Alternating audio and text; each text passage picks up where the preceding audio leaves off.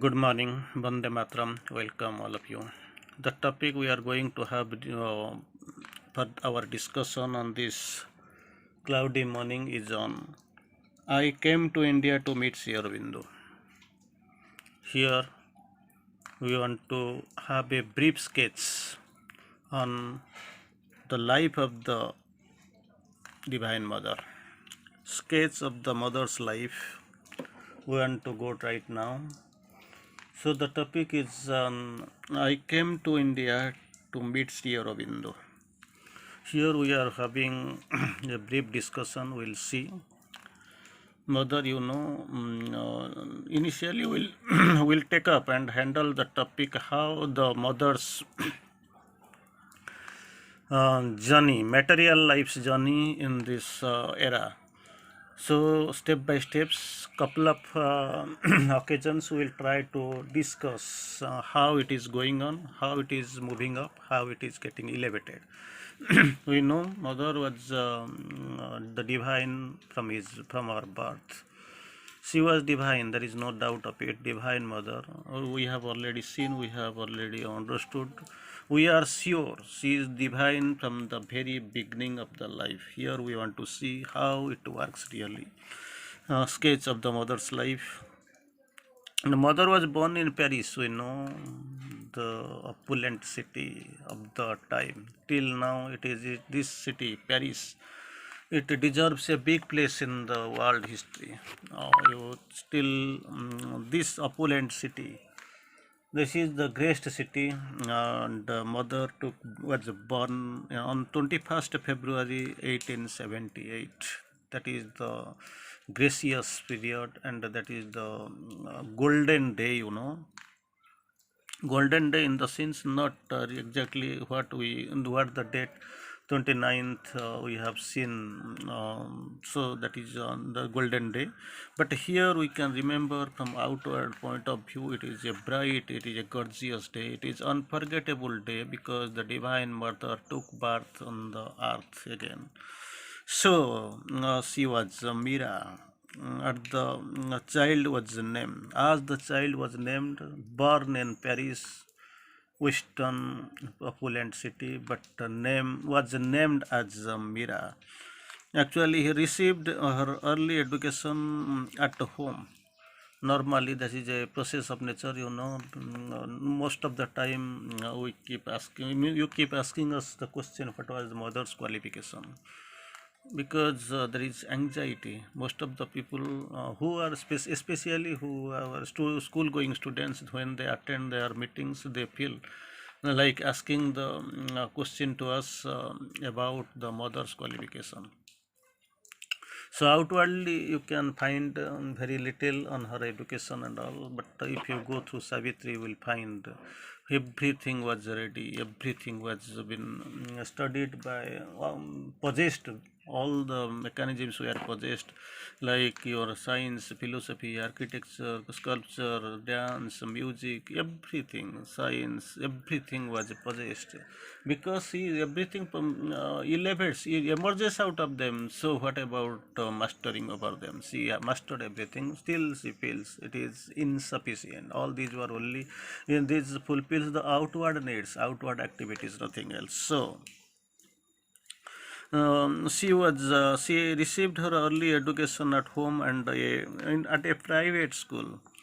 At a private school, she had her early education in both ways, in her house and next in a private school. Later, she attended an art studio in Paris belonging to the academic Julium. There itself, she got admitted into the art school, fine arts. You have seen an accomplished artist. Some of her works were exhibited at the Paris Salon.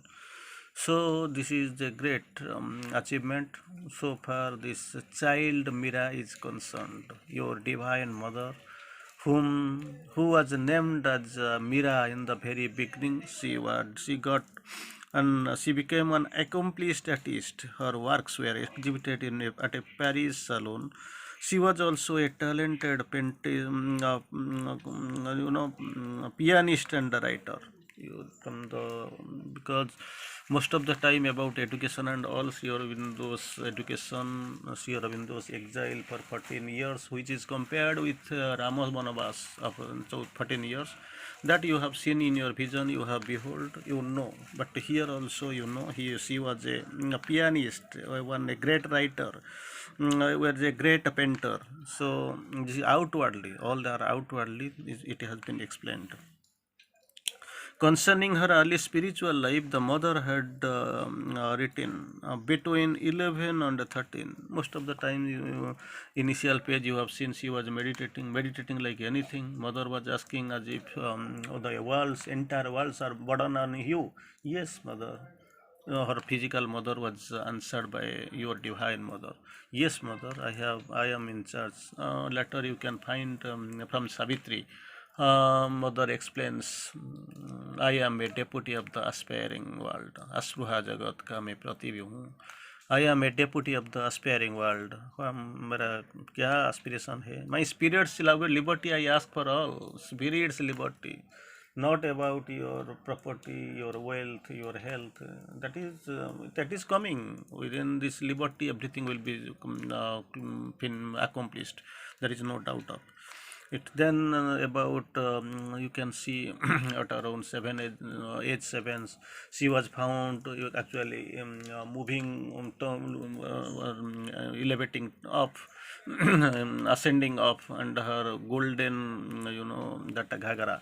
So it is spreading and touching earth, so that these people who are downtrodden, who are in actually sick, who are unhappy, they were touching and getting their problems solved. They were actually being well to do, so their problems were solved. They were getting cured. They were actually, so these are the things we have seen. But but later page you can see between 11 and 30, just 13, between 11 and 13 years, a series of psychic and spiritual experiences revealed to me, mother quotes. Between 11 and 13, a series of spiritual experiences revealed to me not only in the existence of God but man's possibility of uniting with him. So these are the spiritual revelations which were revealed. So it is about God's existence, man's possibility of uniting with him, of releasing him integrally in a life divine. So realizing him integrally in the life divine, these were the realizations you can find. You can find in a great way, So whatever the experience, you can find experiences like existence of God. Next, we can find man's possibility of uniting with him and realizing him integrally in a life divine. So these are the experiences. These were actually being realized by the mother in her early ages, something like around 11 to 13. In 1906 to 7 and 1907, the mother studied occultism. Occultism, so that was near Theon, so it has been described in Trajan, Algeria, with police adept, Max Theon. So her occultism and his wife. So returning to from there after completing this occultism, returning to Paris, she founded a group of spiritual seekers and between 1911 and 1903, she gives many talks at a various group of the people in Paris. So that was the adventure, spiritual adventure by her. So I got the realization in 1906, 1907. Then later she moved to Algeria and learned occultism under Guru Theo and his wife. Then returned to Paris. There itself, she actually founded a group of spiritual seekers, and later during 1911 and 1913, she heard many talks. You can openly express you can openly see. In 1914, you can find mother sailed to Pondicherry. That's what we have already seen. It is our story. Then that part actually we know, we realize. But our Pondicherry story starts here. She came to sailed to Pondicherry, which is in India, South India. We know Pondicherry you go, and just nearby you are going to have the celebrate in the 150th anniversary in Pondicherry, in throughout India. And to meet Sri Aurobindo, that's what already our topic name I will come. Indian patriot, poet, philosopher, and mystic Sri Aurobindo. So you can find this. This is the description of Sri Aurobindo, Indian patriot, poet, philosopher, and mystic. That time, later it changed because he is divine. He is supreme in his emanation of the supreme.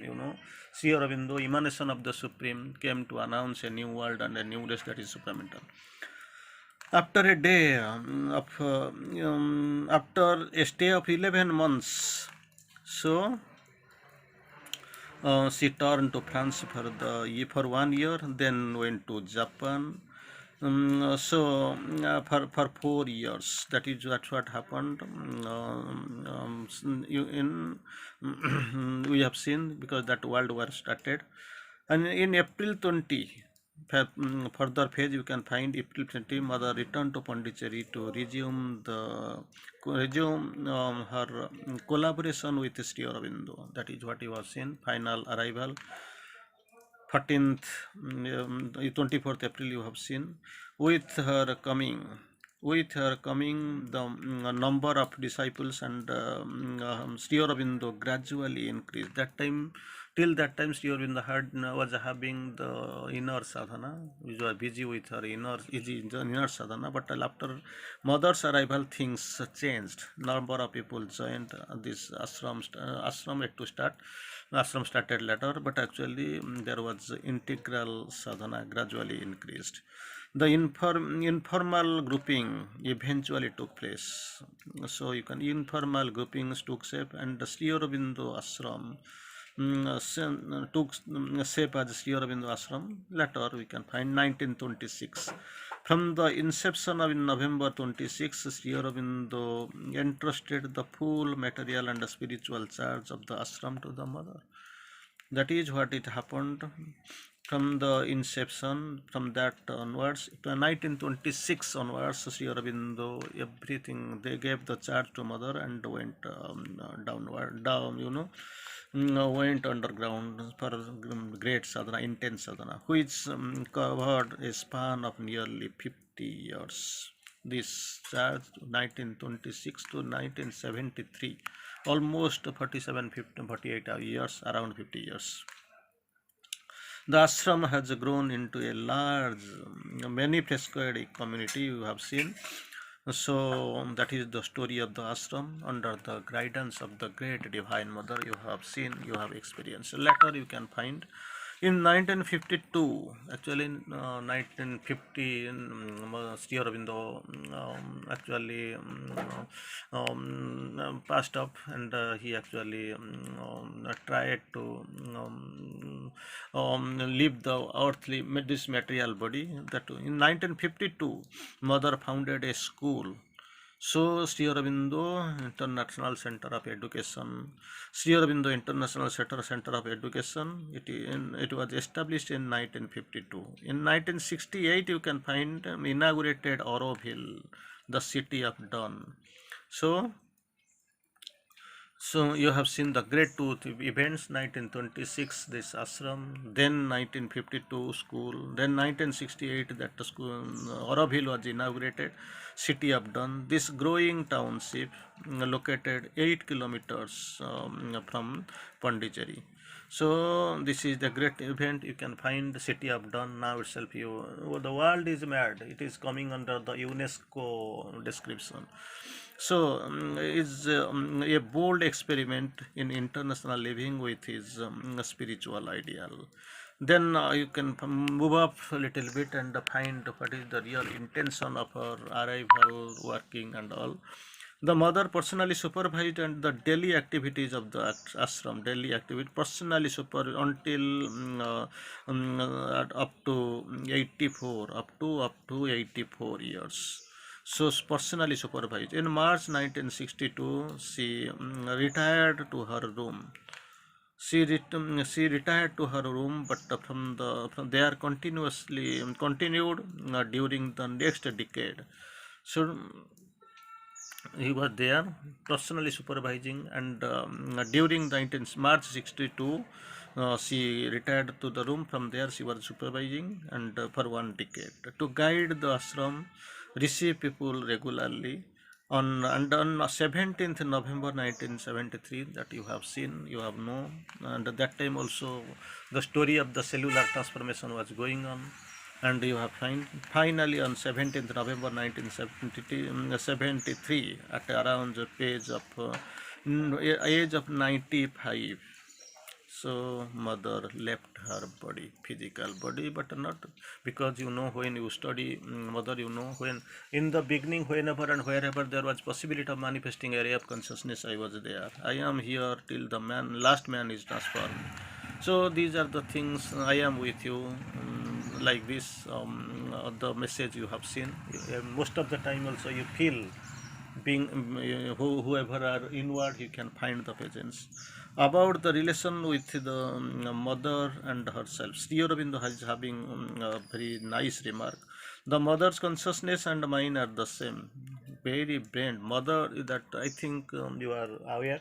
Mother's consciousness and mine are the same. And again that Sri Aurobindo again quoted.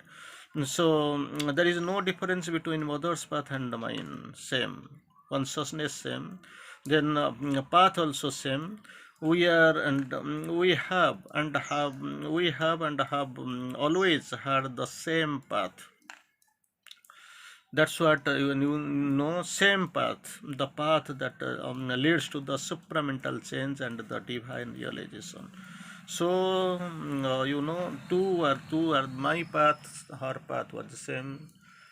In the beginning it is there, and it will be continuing. Mother consciousness is there, so same path.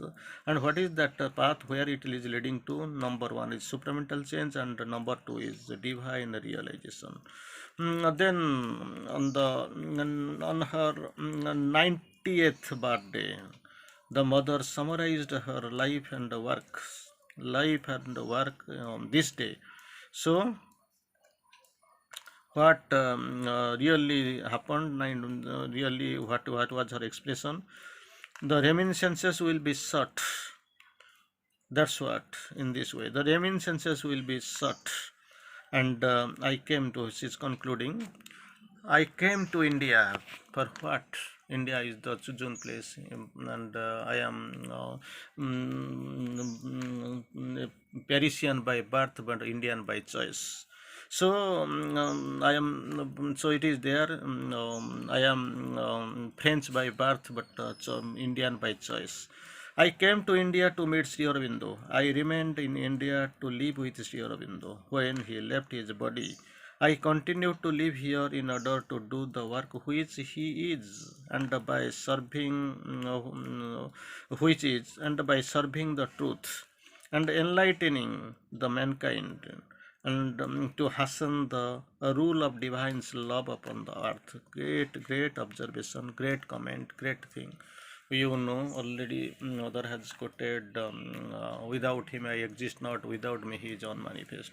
So my purpose is to stay, to serve the truth, and for the to hasten the rule of the divine love upon the earth. That is the purpose. About the Sri Aurobindo's arrival. She has written, Sri Aurobindo, the emanation of the Supreme, came to announce the great race and world, what is supramental. So that to announce the the birth of a new world and a new race, that is supramental. And here also, Lord wills and I execute. I am here to fulfill the God's will. And here we are doing. Sri Aurobindo, I felt from the beginning when she was painting, she was calling, this is Lord Krishna. And when she reached here, you have seen immediately she was calling. After seeing her, she felt it is Krishna. So that prayer, Radha's prayer, we have seen the great prayer. This is the you remember, you have remembered always, you keep reciting that Radha's prayer. So this is the last short sketch of the Divine Mother's life, but life is completely, it is an outward sketch, and we have a couple of messages we have gathered from here and there. But the twist truth is that she was divine even from the birth. She mediates between the two, the consciousness force and the force of the divine, the force and consciousness of the supreme. We have seen she is the supreme in and inwardly and outwardly, but our outward movement and outward sketch we find here as sketched by and told by mother into some of disciples. From there we quote, but the thing is that really speaking, she was the divine even from the birth. And about her consciousness in Savitri, we have seen clearly the earth plasm quivered with yellow mind. So nothing to worry. This is the divine mother, the Aditi from the birth, and we have to pay our deepest gratitude, and we are happy that actually we are under her care, her